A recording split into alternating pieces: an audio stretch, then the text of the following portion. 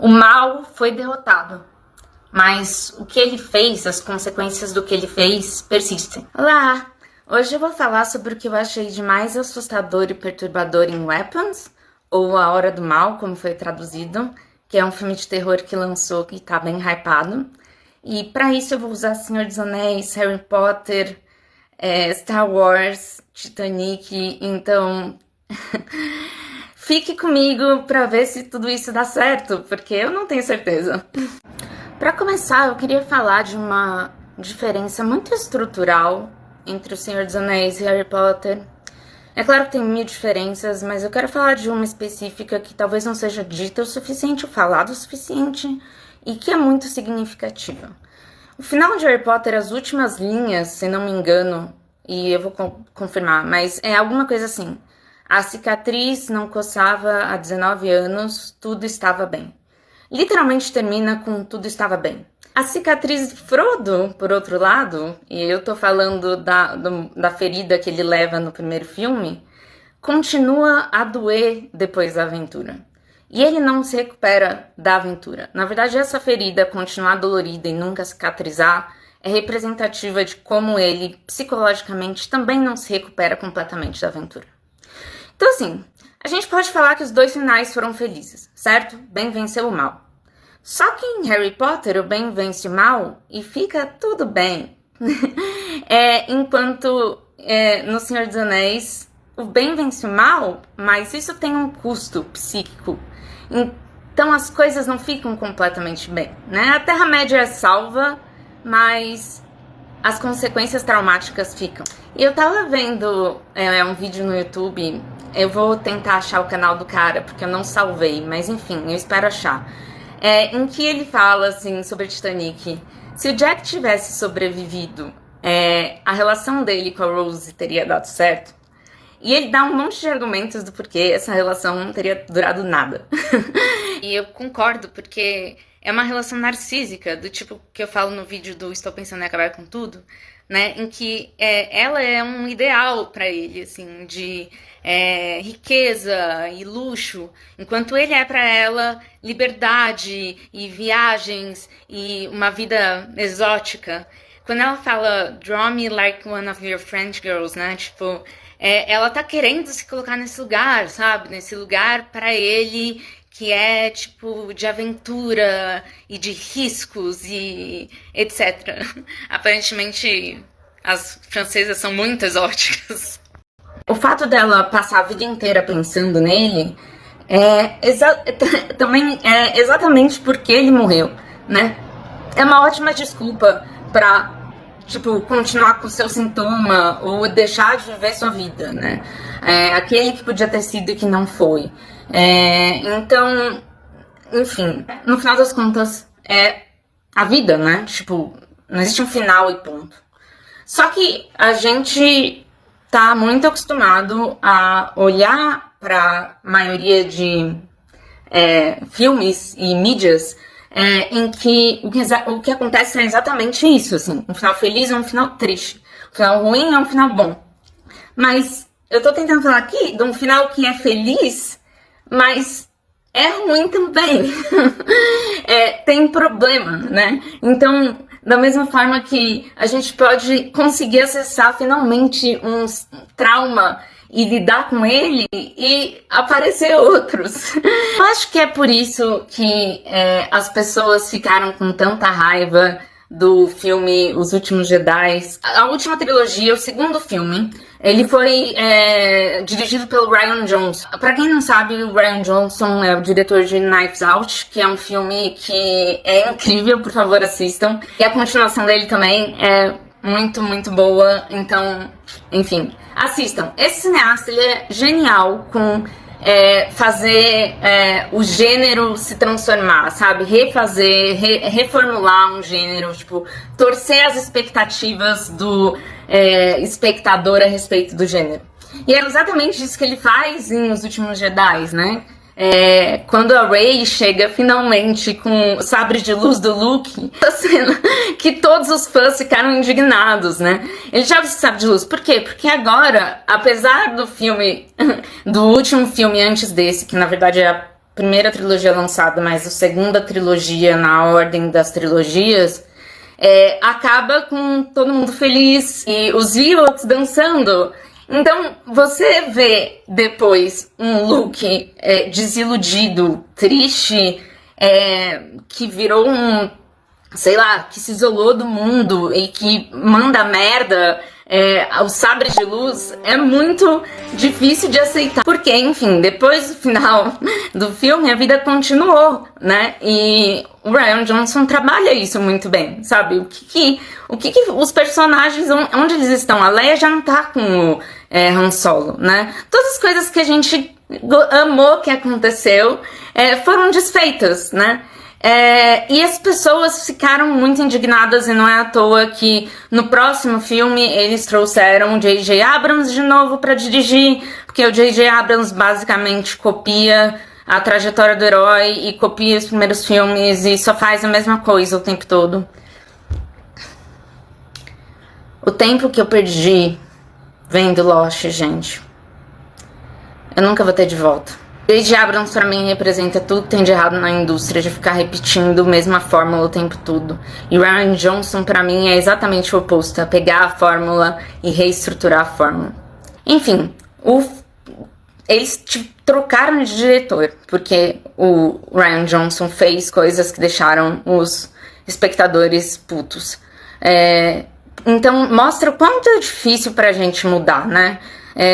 Eu já falei sobre repetição de sintoma no outro vídeo, mas eu acho muito significativo como é difícil pra gente a ideia de que depois de você chegar em algum lugar, você tem que continuar andando.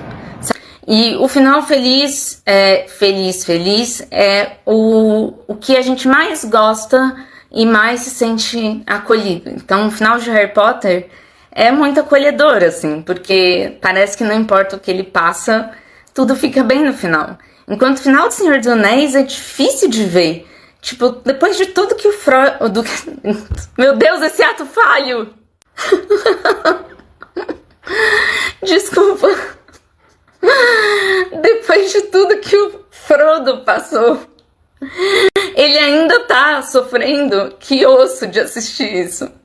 Pra quem não viu Primeira Noite de um Homem, ou The Graduate, o que vocês estão fazendo? Por que vocês não assistiram esse filme, meu Deus?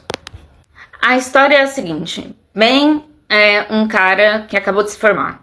E como uma pessoa que acabou de se formar, tá todo mundo celebrando, mas ele tá completamente atordoado e perdido, enfim, na vida. E ele começa a ter um caso com uma amiga da família, uma mulher mais velha, casada com uma filha, que é a Mrs. Robinson. Super, super famosa a cena em que ela seduz ele e tal. Então, muito sintomaticamente, ele começa a ter um caso com ela, porque isso é bem melhor do que tentar resolver sua vida, né? Realmente, porém, os pais dele empurram ele pra sair com uma filha da Mrs. Robinson, a Elaine. E aí, a Mrs. Robinson fica puta, fala pra ele que ele não pode sair com a filha dela de jeito nenhum. Ok, vamos tentar resumir o melhor possível. Ele se apaixona pela Elaine, que é a filha da Mrs. Robinson. A Mrs. Robinson empurra a Elaine pra casar com outro, e o clímax do filme é o Ben correndo até a igreja, impedindo o casamento, todos os familiares correm atrás deles, ele e a Elaine fogem, e é super aquele tipo de grande gesto romântico dos filmes que a gente vê, em que o mocinho finalmente corre atrás da mocinha, contra todas as expectativas, etc. E aí o filme termina com essa cena.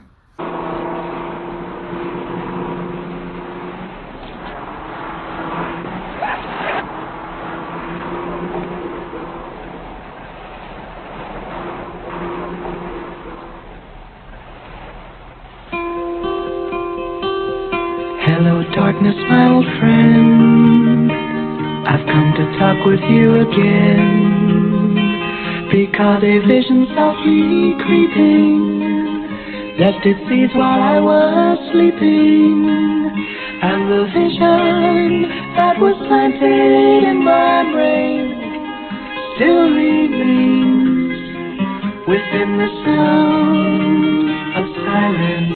A gente tem, tipo, Segura essa, amigo. A análise dessa cena não é nova, tá? Isso já foi discutido 1 milhão de vezes. Mas é isso. Depois da catarse, eles colocam eles um do lado do outro sem muito saber o que dizer um pro outro. Agora, eu prometo que a gente chegou no Weapons, que vai ser a finalização aqui. Weapons é um filme de terror, tá super hypado agora. E ele é diferente em vários sentidos. Uma delas é que a narrativa ela é quebrada em pontos de vista de alguns personagens, dos personagens. Qual que é a premissa? Vai ter spoiler, tá, gente? Eu preciso avisar essa altura do campeonato. A premissa é que algumas crianças, todas da mesma sala de aula, desaparecem um dia, saem no escuro e desaparecem. Não, tipo, ele não tem um terror tão tradicional em termos de susto, e sim de uma certa perturbação do que tá acontecendo. Você sente que tem algo estranho acontecendo e cada um desses personagens está vivendo de uma maneira. A gente só vai entender o que acontece quando a gente chegar no ponto de vista do Alex, que é o menininho que sobrou na sala, o único menino que sobrou.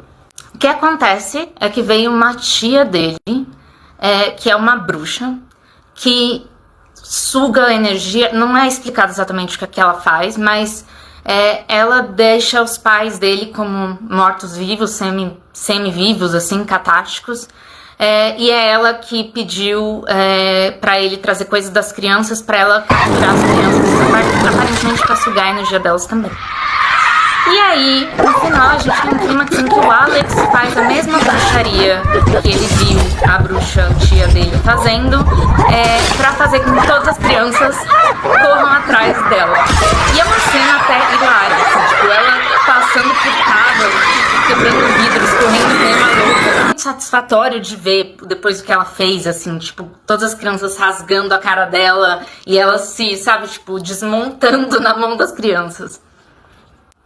E aí o pai, que é um dos personagens que está procurando o filho, encontra o filho e abraça o filho, e deveria ser esse grande momento em que ele pega o filho de volta. Só que daí o filme termina assim. Ou seja, o mal foi derrotado, mas o que ele fez, as consequências do que ele fez, persistem. E eu acho isso o grande terror do filme, a coisa mais perturbadora do filme. Um terror muito maior do que qualquer filme hollywoodiano de susto, sabe?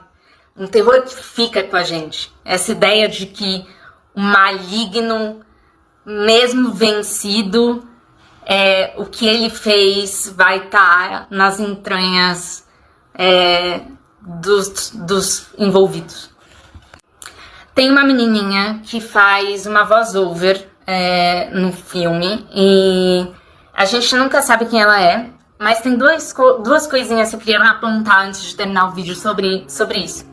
Uma é que no começo ela fala que essa história foi meio enterrada, porque como ninguém soube explicar várias mortes do que aconteceram ao longo do filme, a história é meio enterrada, o que na minha cabeça de psicanalista na hora soa repressão, né? Repressão do trauma que aquela mulher causou.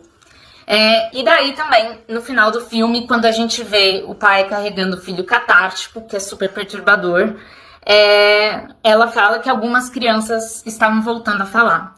Então, mostra também que o trauma vai deixar sequelas, mas que existe também uma certa esperança. Então, o filme consegue fazer essas duas notas. Ver o Alex abraçando os pais e os pais catárticos, semi-mortos, foi traumático, assim, traumático. É muito triste, é muito pesado. E eu tava tipo, uhul, na cena anterior. E só pra não deixar de citar Freud, né, teve um momento de um livro que eu não lembro, mas que ele fala que aquele homem estava sofrendo de memórias. Enfim, eu queria também ler só esse trecho de um poema chamado Homo, da Sylvia Plath. Tenho medo dessa coisa escura que dorme em mim. O dia todo sinto seu roçar suave e macio, sua maldade. Então, né, a gente carrega essas coisas na gente, né? Isso é totalmente psicanalítico. E então, assim, da próxima vez que falarem pra alguém, você deveria estar bem, olha a sua vida, tipo, você tá morando num lugar legal, você tem um namorado, uma namorada, sua vida é ótima, sua carreira tá andando bem. Manda esse vídeo e manda tomar no essa pessoa, porque não, coach pra cima de mim não dá. Então lembra que a gente carrega os nossos traumas, as maldades, as dores que aconteceram com a gente. Meu nome é Pieira, eu sou formada em cinema, eu trabalho como psicanalista e eu gosto muito de literatura. Eu espero que vocês tenham gostado desse vídeo, eu vou tentar cortar o máximo possível para deixar ele curto. E eu quero saber o que vocês acham, por favor. Pode discordar de mim à vontade, desde que seja de forma respeitosa. E me falem mais filmes que vocês já viram isso, assim, que o final feliz tem uma coisinha ali de triste e problemático. Um beijo.